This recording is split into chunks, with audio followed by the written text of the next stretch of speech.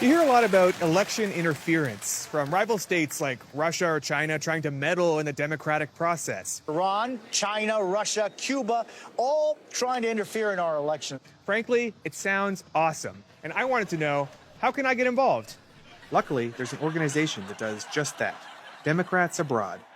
I met up with them in Chicago to learn more. How are we going to rig this election? Win this election? How are we going to rig this election? I mean, I'd obviously prefer if you didn't meddle in our elections because, we love democracy, so.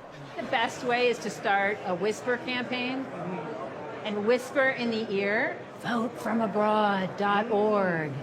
I knew you were a spy. This is great.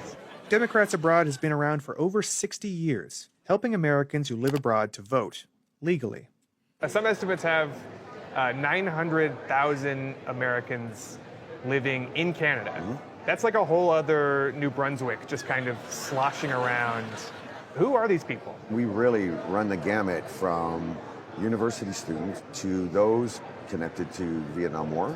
Oh, draft dodgers. I did not say that. I knew it. I just said, Draft dodgers, your country needs you. You blew it last time. Don't make that mistake again. They loved me. So much so that they invited me to a fundraiser at the home of the former U.S. ambassador to Canada.